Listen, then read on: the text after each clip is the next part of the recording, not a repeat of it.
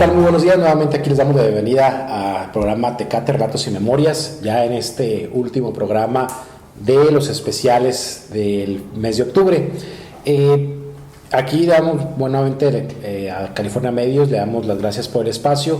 Y bueno, buenos días, don Emilio, profe, que ahora ya desde que estamos en mesa redonda se me cambiaron de lado, antes a la derecha, izquierda, y ahora ya los tengo al revés. Pero bueno, ¿qué tal? Muy buenos días. Buenos días. Muy buenos días. Bueno, el día de hoy vamos a hablar sobre lo que es el patrimonio cultural. Y patrimonio cultural, aquí para nosotros en Tecate, ¿no? Creo que en realidad nos interesa, ¿no? Entonces, primero tendríamos que empezar tal vez diciendo qué es el patrimonio cultural.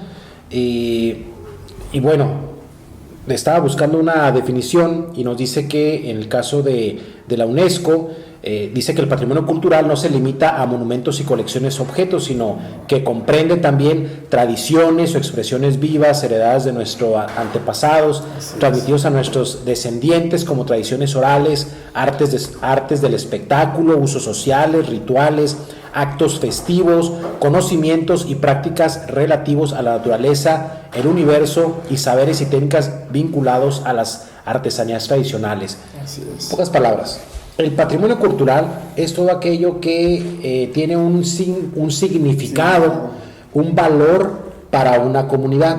Y esto puede ser desde cosas materiales como edificios, obras de arte, libros. También pueden ser inventos, algún invento que se haya realizado.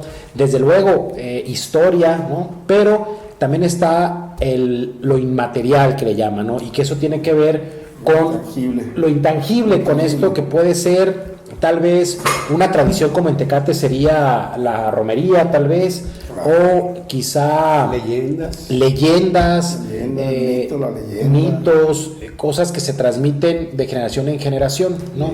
Entonces, ahora hablaremos un poco de lo que es el patrimonio cultural y sobre todo en Tecate, qué es lo que consideraríamos o qué edificios o qué elementos consideraríamos patrimonio cultural de nuestra ciudad, de nuestra comunidad. Pues adelante, a ver, empecemos ahí a hacer un recuento de qué es esto del patrimonio cultural. Bien, yo creo que el rescate patrimonial nos corresponde a todos y cuidarlo, que es una de las encomiendas como seres humanos, cuidar lo que tenemos, ¿no? Lamentablemente nos hemos visto, pues ya de la necesidad de en lugar de sumar, pues restamos, ¿verdad? Y eso es preocupante. Yo estoy totalmente de acuerdo en el progreso, que sin eso, bueno, muchas veces los pueblos no avanzan, no hay desarrollo, pero ¿hasta qué grado podemos nosotros en un momento dado conservarlo? Algo que nos dé identidad, ¿no?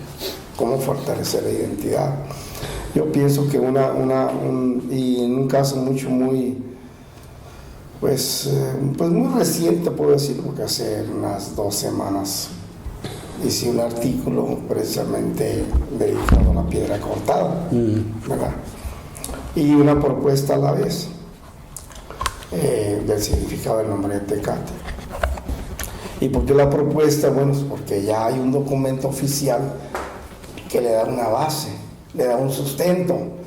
Yo considero que esa piedra que fue en un principio para los indígenas un símbolo tan importante para sus reuniones y de concentración, creo que vale la pena hacer algo. Y ese sería un elemento, ¿verdad?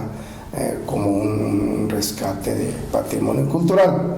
Eso sería uno. Bien.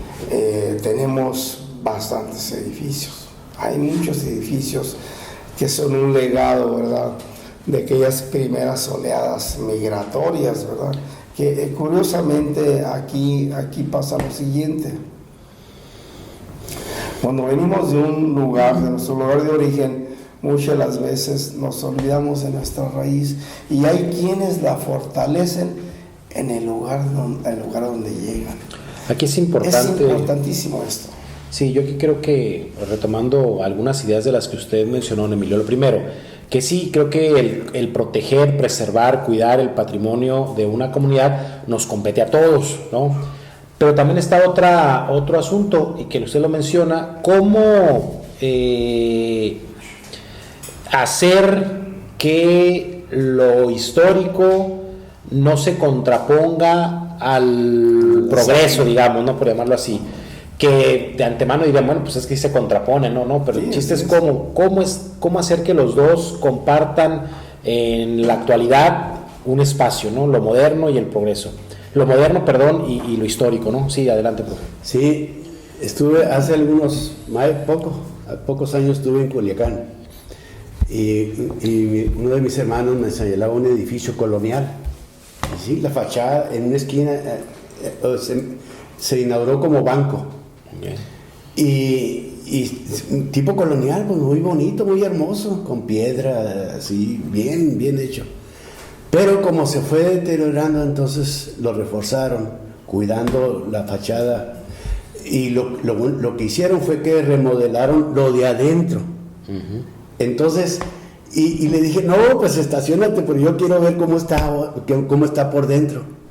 Y sí, haz cuenta que entras a una institución bancaria moderna, uh-huh, pero por fuera es el edificio colonial. Correcto. Uno lo ve desde afuera y dice, caramba, ¿cuántos años tendrá ese edificio?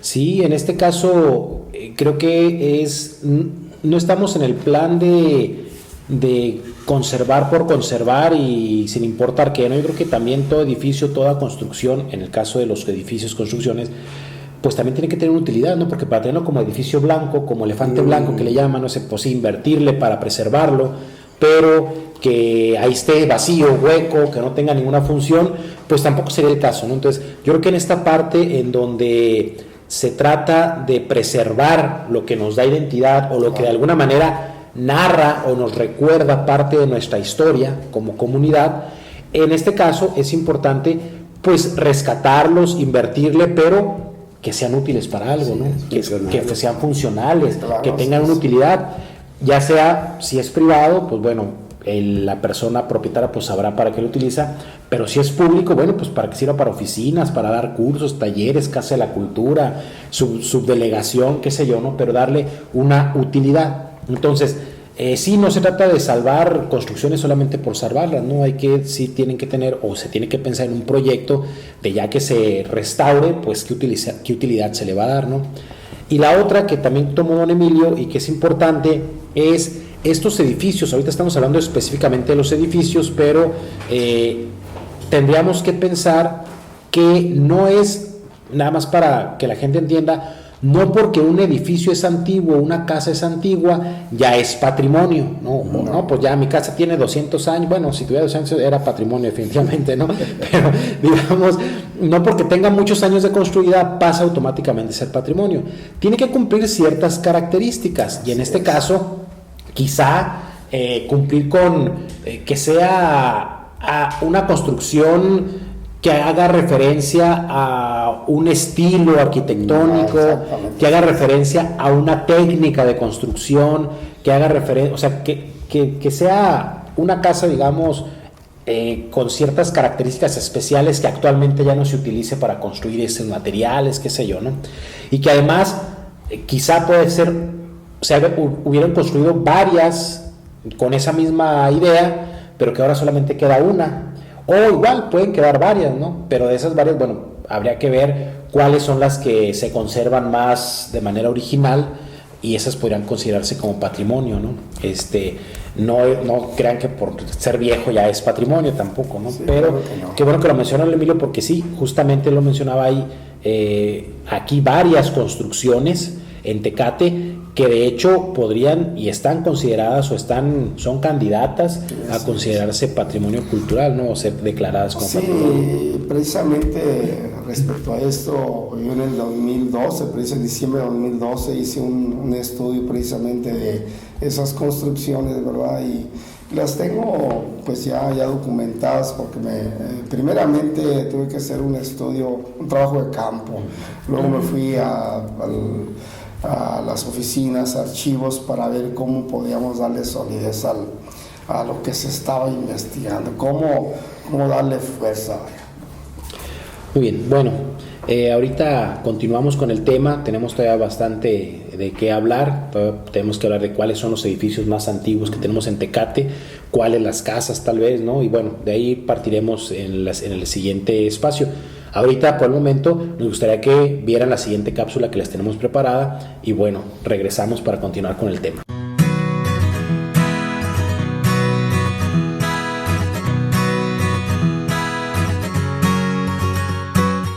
José Manuel Jasso, presidente del Comité Pueblo Mágico, ¿verdad? Muy bien.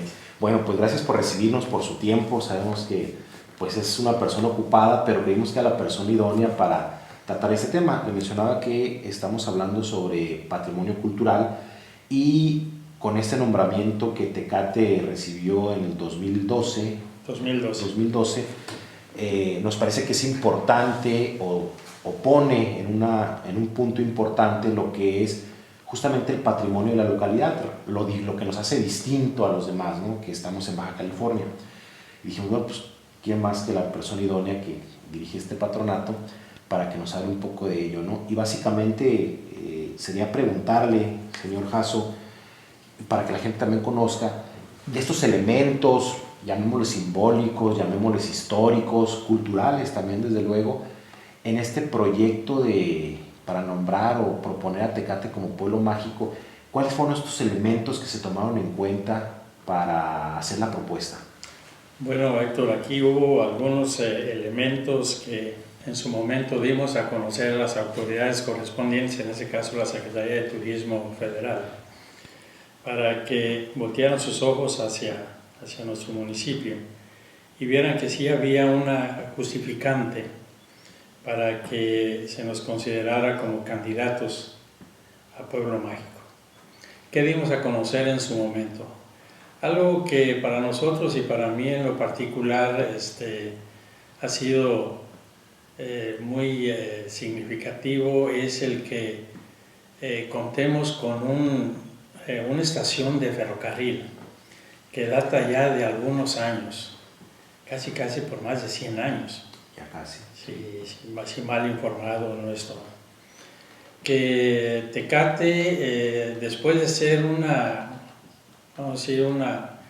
gran superficie ocupada por varios ranchos agrícolas y ganaderos, particularmente ganaderos,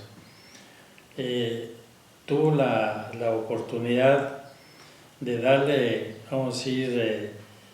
acogida a un hombre muy visionario en aquel entonces, que fue don Alberto B. Aldrete, persona que fijó sus ojos en nuestra ciudad, habiendo otras ciudades mucho más grandes que la nuestra, y le gustó aquí echar raíces. Fue un hombre que inició una serie de industrias.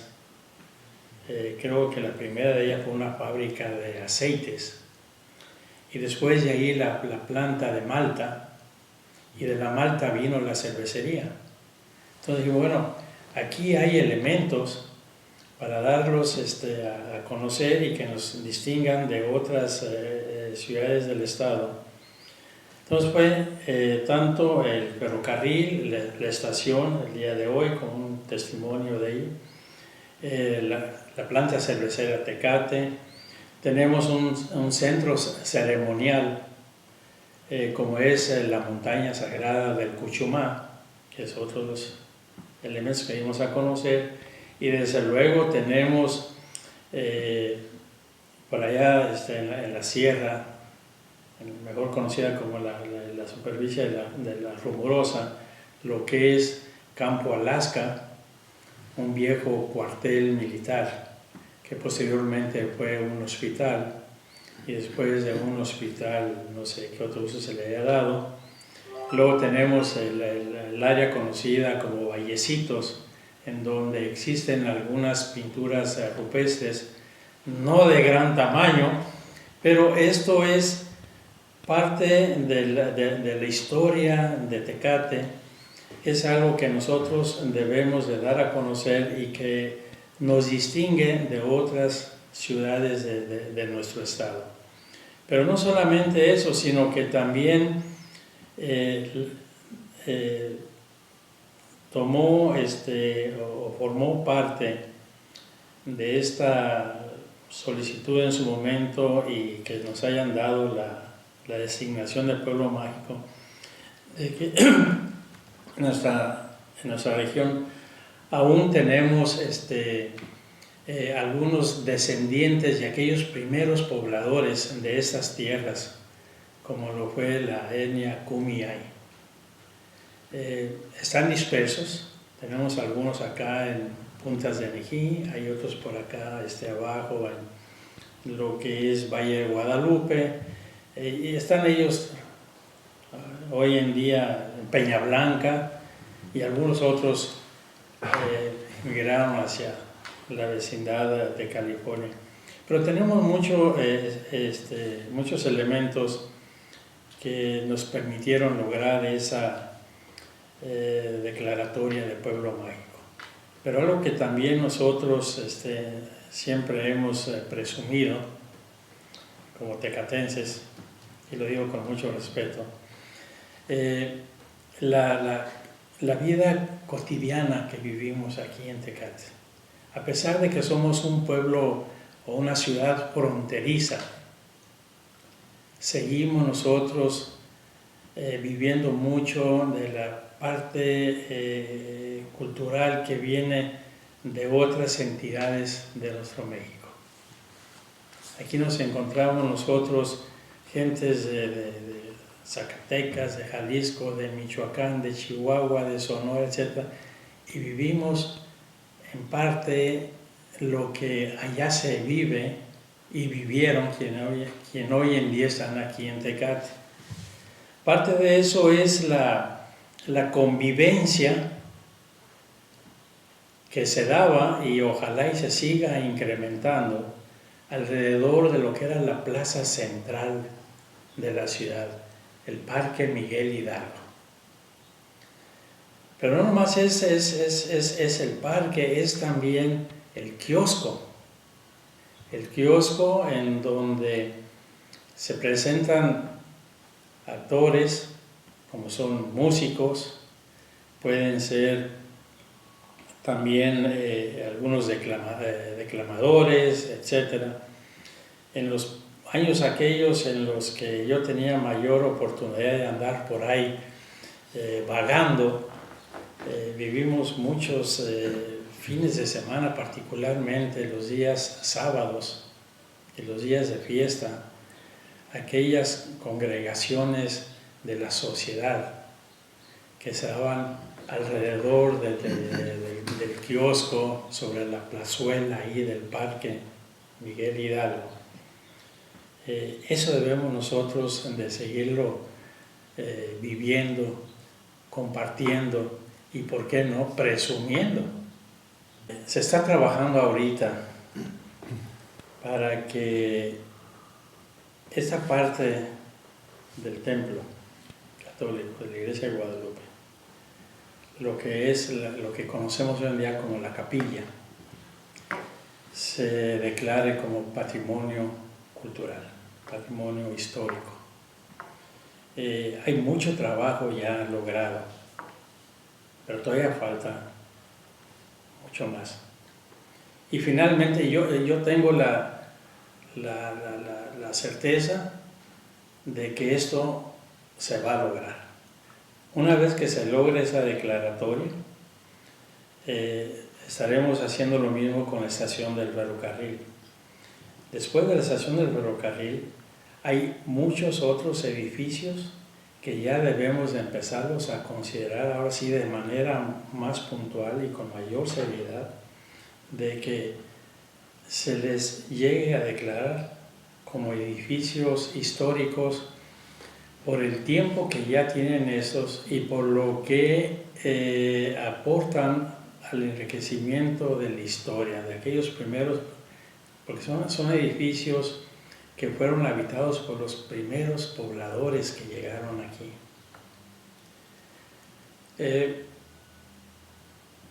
Quienes habitamos esta ciudad, en el ir y venir de todos los días, a veces nos olvidamos por dónde pasamos y qué es lo que hay por donde hemos pasado.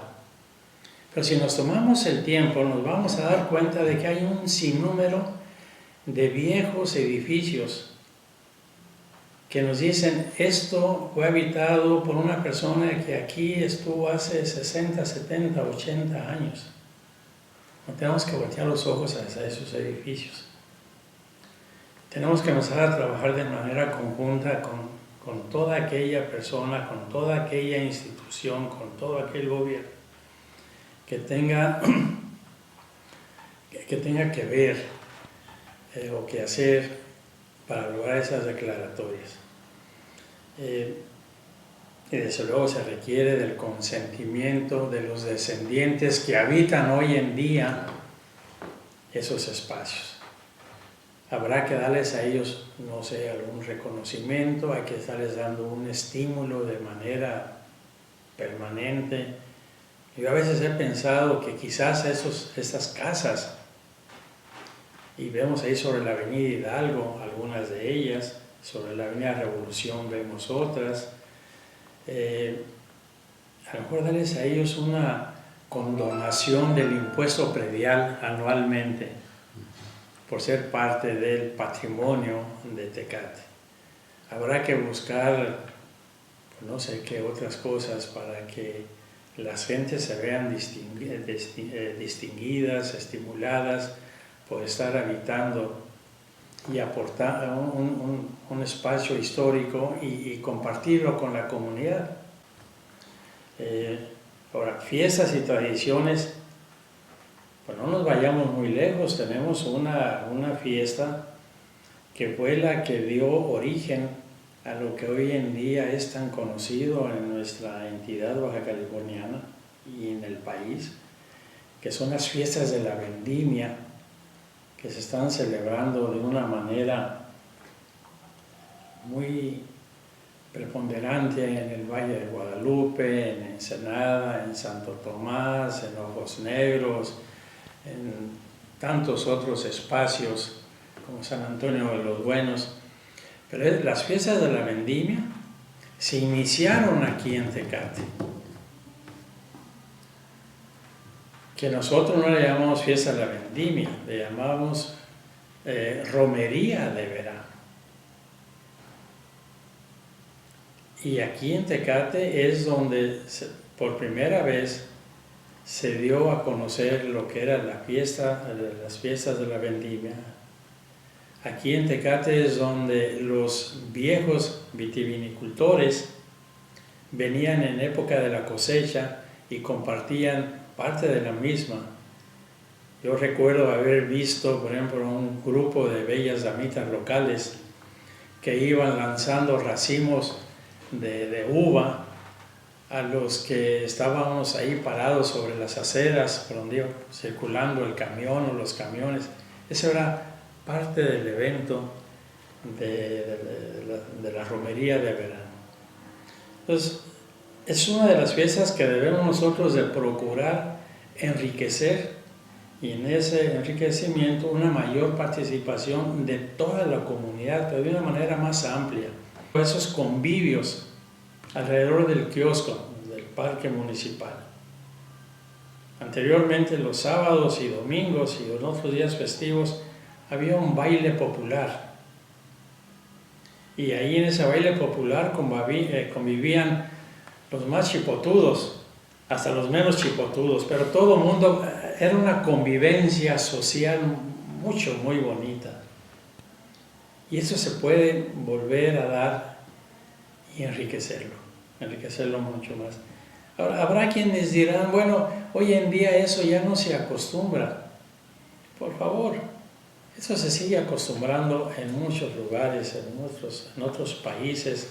No nos vayamos muy lejos. En la ciudad de Tuxtla Gutiérrez, Chiapas, lo que es el jueves y lo que es creo que el domingo, en el Parque Central está la tarde o la noche de la marimba, y van propios y extraños a disfrutar de la música de la marimba, bailan ahí, etc. Es una bonita convivencia, que todo esto viene a enriquecer la vida social y cultural de las comunidades.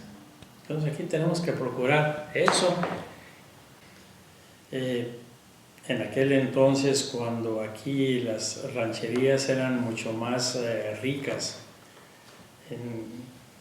vamos a decir ricas en cuanto al número de familias que ahí vivían, lo que hacían esas familias, etc. Aquí se daba un concurso de baile de cuadrillas. Y este baile, este concurso no era solamente para los locales, era un concurso internacional. Internacional porque venían los vecinos del estado de California, y era un bonito evento. Quienes no conocen esta festividad del baile de las cuadrillas, pues yo los invito para que un día se tomen el tiempo y la vivan y la disfruten. Es algo que debemos nosotros de procurar que no se pierda.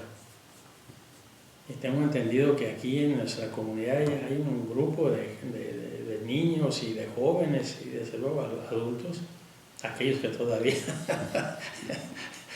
pueden bailan y disfrutan de ese baile de las cuadrillas. Entonces esos solamente son algunos de los muchos eventos, tradiciones, fiestas que se pueden seguir viviendo y enriqueciendo. Aquí, por último, hacerle una invitación así muy específica a todo aquel ciudadano ya en edad adulta hoy en día, de que participe mucho más en el mejoramiento de nuestra comunidad, porque es responsabilidad de nosotros el lograr una mejor comunidad, porque esa es la que le vamos a heredar, o les estamos ya heredando a aquellos que vienen atrás de nosotros, para que ellos en su momento se sientan orgullosos de lo que los primeros, los viejos, los abuelos, los padres hicieron para disfrute de ellos. Es una responsabilidad que traemos y no podemos solamente delegársela a 2 o 3 ciudadanos tecatenses. Es responsabilidad de todos. Bueno, pues no me queda más que agradecerle su tiempo, su disponibilidad y seguramente, como les digo a todos los que me han tocado entrevistar, en otra ocasión volveremos a tocar la puerta para volver a platicar un rato con usted. Con mucho gusto. Tratándose de nuestra comunidad, siempre estaremos dispuestos a seguir platicando y además disfruto mucho de estas cuestiones. Muchas gracias.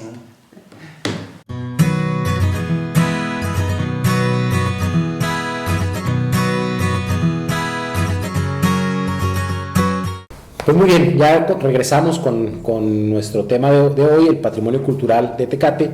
Y bueno, empezaríamos o continuaríamos, mejor dicho, preguntando cuáles son los edificios más antiguos de Tecate. Yo pensaría que los que nos quedan, pues es la estación del ferrocarril, quizá como edificio público. Como edificio público, ¿no? Sí, sin entrar a las casas particulares todavía. No, este edificio público es el único. Es el único. Y posteriormente creo que lo que era la fábrica de malta, que ahora solamente queda la torre, ¿no? Ya el edificio que estaba junto y que bueno, lo pueden ver en una de la entrada a una de nuestras cápsulas, que es la de Instantes en el Tiempo. Ahí se ve el edificio. Ahorita solamente tenemos la pura torre, ya lo demás se tuvo que derribar por cuestiones de seguridad. Y bueno, serían como los dos, creo que nos quedarían más antiguos, uno del 15, otro del 29, 27 aproximadamente. Sí, nada más. Bueno, al menos eso es lo que yo también estoy de acuerdo contigo. Que la estación de ferrocarril se restauró en los 90, 96, 97 aproximadamente. Se hizo un trabajo de restauración y actualmente se utiliza como oficinas, como de una dependencia, ¿no? Así es. Y en el caso de cervecería, bueno, de la torre, que era la antigua fábrica de malta, pues bueno, ahora sí yo no sé qué tengan actualmente en esa torre, si solamente sea el puro esqueleto. Lo desconozco, hay alguien que bueno, seguramente que trabajó ahí conocerá qué es lo que actualmente hay ahí o utilizaron en aquel tiempo, en lo que era la torre. Bueno, el edificio cayó, Sí, pero la torre que queda actualmente... No, esa torre tiene una función, ¿verdad? Que es precisamente donde tengo entendido llega la cebada. Okay. Ahí sí, ahí entran lo que viene siendo los hilos, que llaman silos o hilos, donde se transporta la cebada, ¿no? Okay. Y tengo entendido que también va precisamente a los tostadores, y esa es la función que tiene, ¿no? Muy bien. Sí.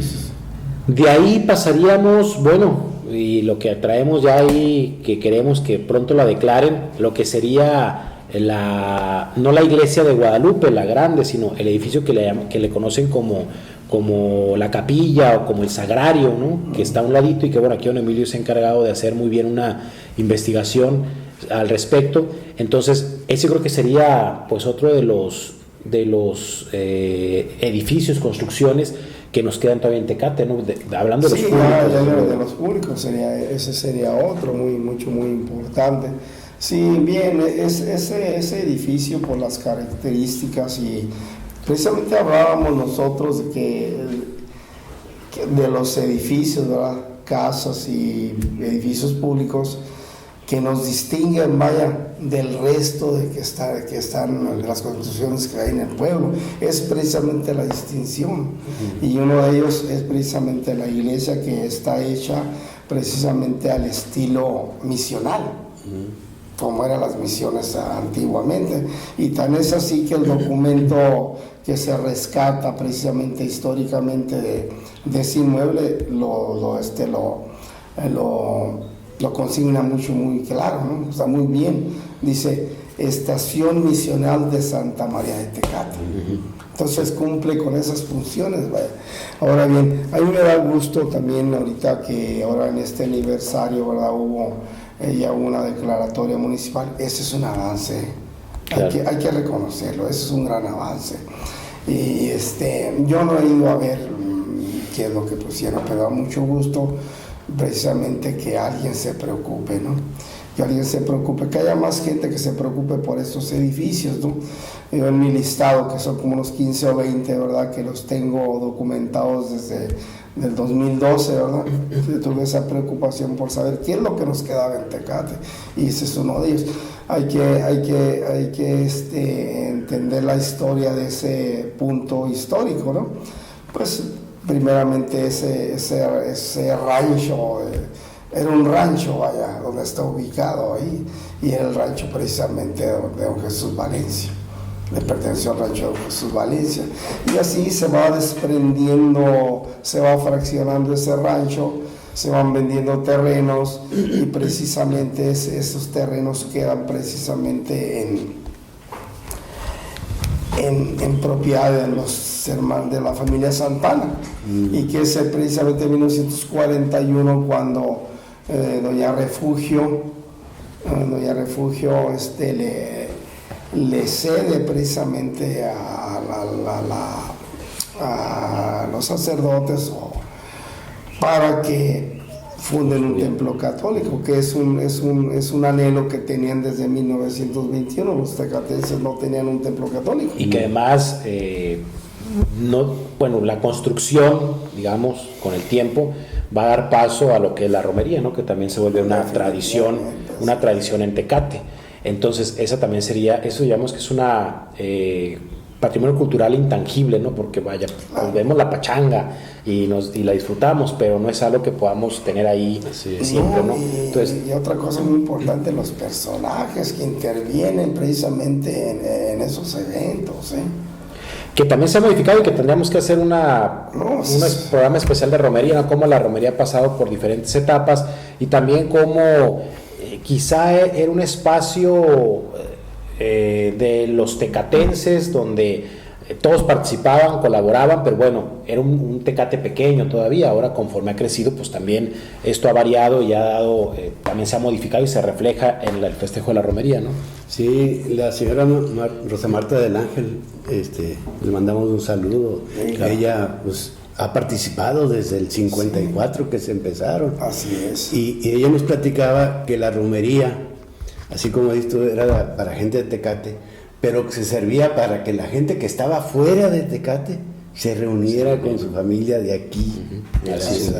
Era una fiesta importante donde venían de fuera. Bien, estamos con el edificio, con lo que significa el edificio, ¿no? Pues el edificio es fundado el 15 de agosto de 1941, ¿no?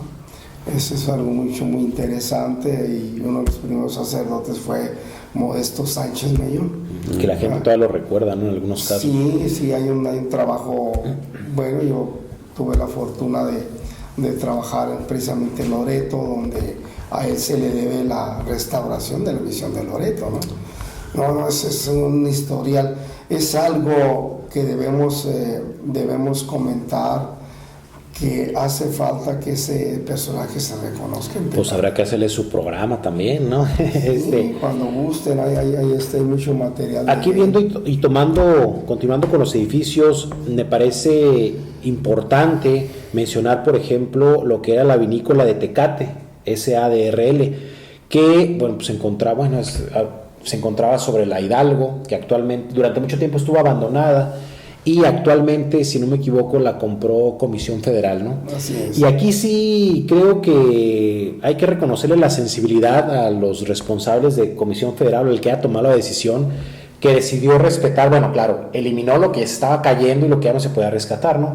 Pero justamente la fachada que da hacia la Hidalgo respetó lo que podría mantenerse en pie, ¿no? Es decir, la fachada la conservó, la parte de atrás, sí, pues ya no hubo mucho que quitar, los ventanales, todo esto sí se tuvo que derribar, pero por lo menos están conservando en lo posible el cascarón, que creo que, pues bueno, eso ya es ganancia, ¿no? Que no se pierda por completo. Y bueno, ahorita lo están utilizando ellos, pues ya habrá que ver después cómo es que lo restauran o qué planes tendrán para ello, ¿no? Pero por el momento han respetado esta primera fachada, y esto, pues, por lo menos ahí tenemos el mal que bien, el cascarón o parte del cascarón de lo que fue aquella vinícola, ¿no? Vinícola de Tecate, don Pepe Vázquez. Hay una casa que ha de ser antiquísima de los Ibáñez Bracamontes, enfrente de donde está la funeraria. O sea, de la Cruz Roja adelante, ya Sí. que está todo eso casi baldío. Sí, pues es el rancho refugio. Bueno, allí hay una casa grande que ya está para caerse. Sí, ahí vivía la familia Ibáñez, ¿no? Los Ibáñez, Don sí. Víctor Ibáñez. Por cierto que el personaje, don Víctor Ibáñez, viene en el trabajo que Sí, publicamos hace 2 semanas, ¿no? así es. Sí, eran unos lugares de viñedos. Sí, bueno, aprovechamos para este momento para enviarlos a una segunda cápsula del programa, y bueno, ahorita regresamos para continuar con el tema. Pues nuevamente bienvenidos a esta sección de travesías. En esta ocasión continuamos con el recorrido que realizamos en el 2009 por la península, visitando alguna de las misiones.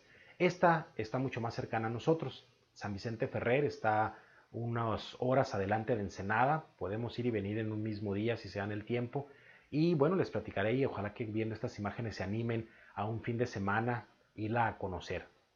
En este caso, igual tomamos la carretera federal número 1 de Ensenada, caminamos un poco más adelante y vamos a llegar a la misión. Está al lado derecho de la carretera, y en este caso podremos decirle que la misión de San Vicente Ferrer fue fundada en el año de 1780. Es una misión dominica y fue Fray Miguel Hidalgo y Fray Joaquín Valero quienes se encargaron de ello.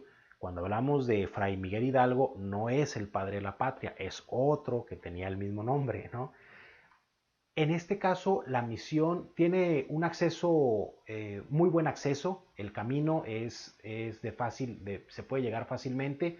Cualquier tipo de vehículo puede llegar a él, no necesita tener un carro especial o que sea alto, cualquier tipo de vehículo puede llegar. Y está cuidada por el INAH, está protegida por el INAH.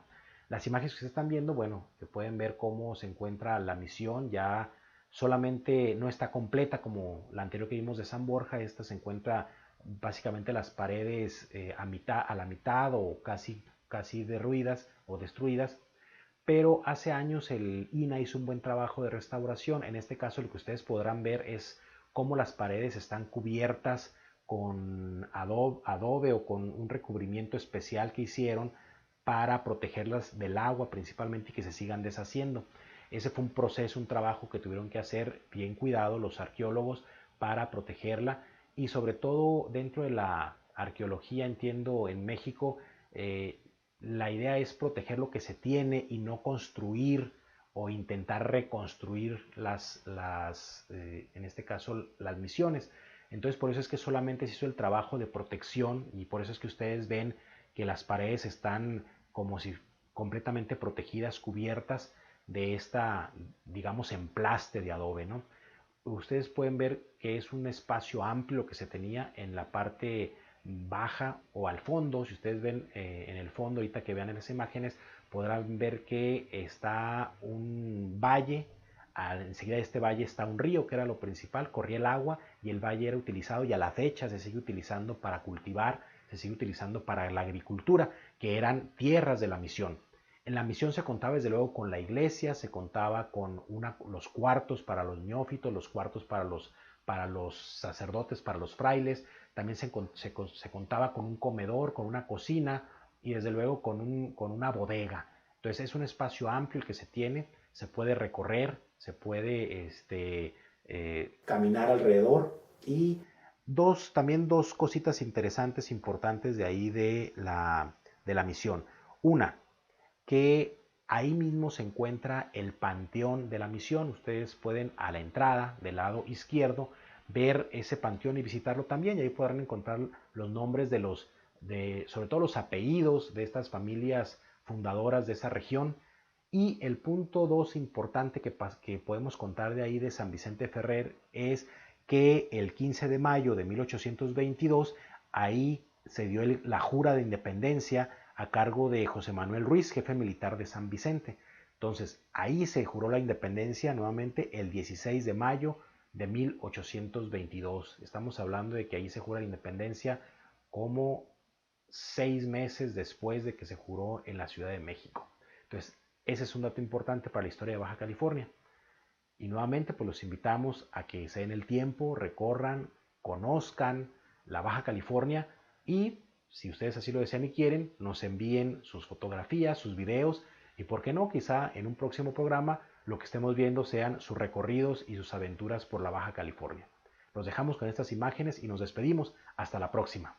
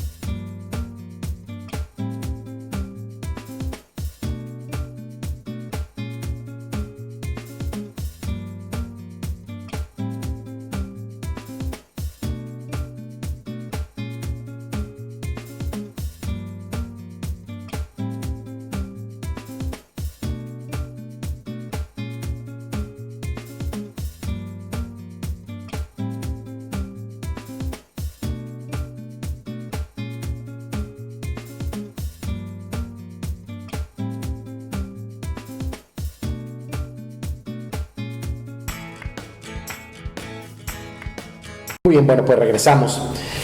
Continuando con el tema sobre patrimonio cultural, comentábamos en este espacio, mientras estaba la cápsula, que habría que mencionar también una de las casitas, y creo que esa sí es como de las más antiguas, hablando de casas, construcciones, que es la señora Margarita Sandes. Sí, bueno, habíamos comentado que no porque tenga gran cantidad de años es patrimonio cultural, ¿no? Hay que ver el momento, qué significa para la historia de Tecate ese edificio, y yo creo que me atrevo a decir lo siguiente. Es una de las construcciones, por cierto que hay una fotografía de 1907 que precisamente el Taller de Historia lo tiene en su acervo. No es del Taller de Historia, es un préstamo que nos hizo un gran amigo, ¿verdad? Al cual le mandamos un gran saludo, Rodolfo González Mata, ¿no? Entonces nos hizo la aportación esa presente para el Taller de Historia. Mire, esa casa es importantísimo el rescate, por lo siguiente. Primeramente porque hasta ahí vivió y pasó sus últimos días don Capracio Valencia, ¿no? Don Capracio Valencia fue un defensor, ¿verdad?, de los acontecimientos de 1911. Es una de las el pasaje histórico, la página histórica más triste y dolorosa de Tecate, hay que entenderlo, porque hubo bajas humanas, ¿no?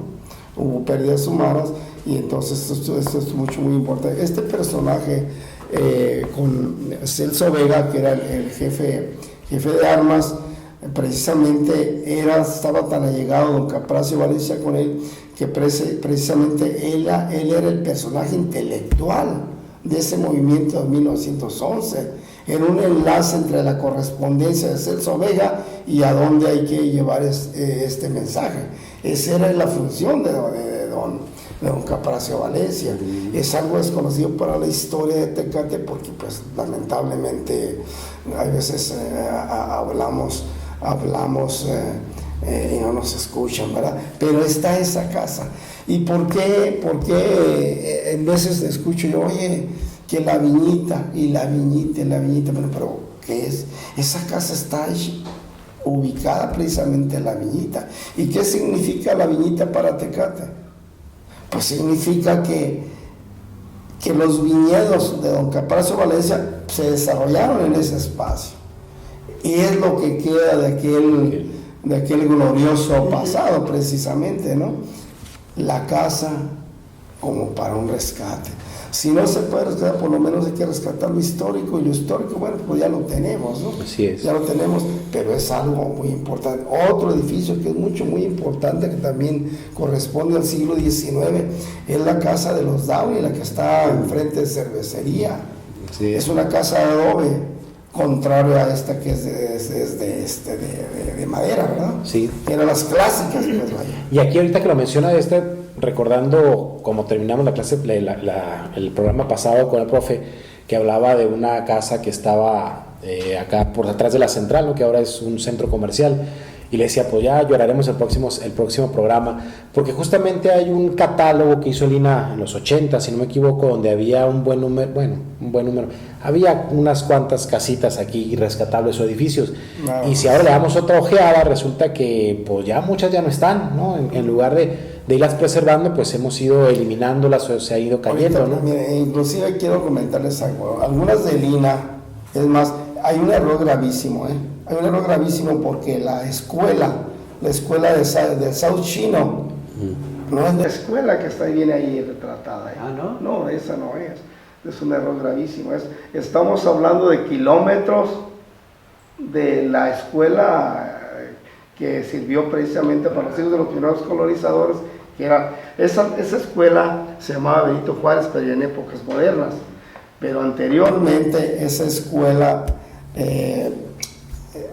se llamaba nada más la escuela del South Chino, del rancho South Chino, y precisamente está ubicada en ese espacio. Sí, y por eso el INAH ahí hay algo diferente, es algo diferente. Y aprovechando usted que habló del INAH, sería bueno, porque no hay que dejarlos desde luego fuera, porque hay que ver nuestro pasado previo al urbanístico, que bueno, en Tecate y a sus alrededores hay una buena cantidad, y que lo hablamos en este primer programa que hicimos de esta serie, de mucha pintura rupestre, ¿no?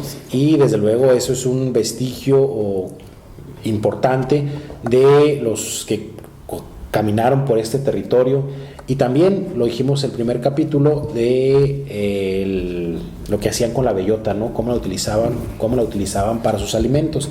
Entonces, eso también es parte del patrimonio cultural, ¿no? De hecho, hay una asociación, bueno, CAREM, definitivamente en Tecate es quien ha apuntalado este rescate, pero a nivel del Estado también entiendo, no estoy muy informado, pero entiendo que hay una asociación civil que lo que intenta es rescatar las tradiciones culinarias de Baja California, ¿no? Gastronomía de Baja California, y dentro de estas propuestas, pues de luego trae estos alimentos de los nativos, ¿no? Con la bellota para el caso de Tecate. Seguramente habrá otros, pero es de los que yo estoy hasta ahorita informado. Entonces esto también es parte de nuestro patrimonio cultural.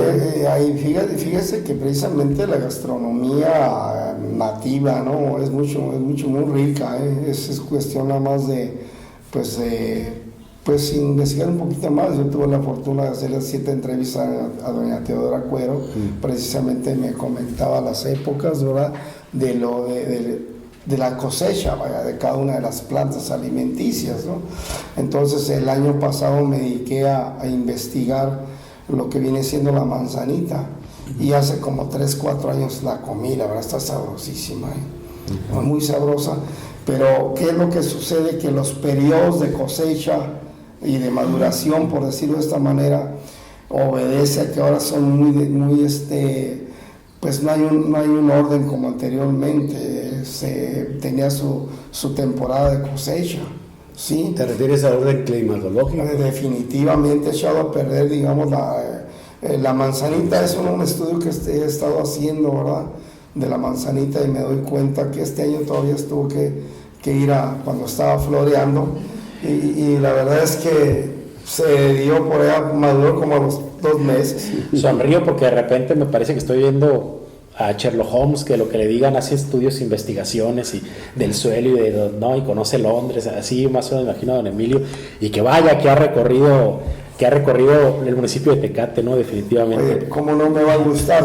Tuve que traer al geólogo para que me diera la antigüedad de la piedra cortada. ¿Te imaginas? Sí, no, por eso le digo, traer un geólogo a Tecate. Le digo a una autoridad: oye, patrocíname el viaje del geólogo fulano, porque esto es importante para Tecate. Pues oye, pues patrocínalo tú. Pero gracias a Dios, ¿verdad?, que hay buena relación, buenas amistades, que tenemos que aprovecharlas. Claro.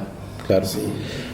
Bueno, regresando después de esta pequeña cápsula Sherlock Holmesca, o como se diga, regresamos. Algo muy importante, bueno, creo que para Tecate, y que no se nos olvide, es, cuanto a estructuras, el monumento a la madre, ¿no? Que me parece que también es un ícono importante aquí de la ciudad, que, bueno, durante mucho tiempo ahí empezaban los recorridos de las mañanitas. Actualmente no sé si los jóvenes lo sigan haciendo a partir de ahí, pero al menos cuando yo estaba en la prepa, de ahí salían ahí era la cita para ir a echar las mañanitas los 10 de mayo, ¿no? Entonces es un sitio de reunión, un punto de reunión, un punto emblemático también, y que bueno, la comunidad se identifica con ese espacio, ¿no? La historia del parque es preciosísima. Sí. Entonces, bueno, también tendríamos otras cosas, hablando por ejemplo de la Rumorosa en este espacio. Ahí la Rumorosa es rico en cuanto a patrimonio, ¿no? Porque tenemos, por ejemplo, lo que es el mineral de Juárez o los minerales, tenemos desde luego las zonas arqueológicas de pinturas rupestres, pero también hay algo muy importante. Tenemos ahí un espacio que llamaríamos, no sé si patrimonio cultural natural o algo así, si me permite, es el entorno natural. El entorno natural cumple con la siguiente función. Es lo que enriquece los sitios históricos, los sitios arqueológicos. Hay que esperar la próxima cápsula para continuar con este tema. Muy bien. Bueno, desde luego que dejamos fuera un poco también el parque, que lo hablamos el programa anterior, pero bueno, nuevamente el tiempo se nos ha agotado, y pues agradecemos nuevamente los espacios de California Medios, agradecemos nuevamente pues el que nos haya sintonizado, y esperamos que el próximo fin de semana nuevamente nos acompañe. Profe, muchas gracias, don Emilio, y quienes están atrás de la cámara, y pues igual muchas gracias. Hasta la próxima.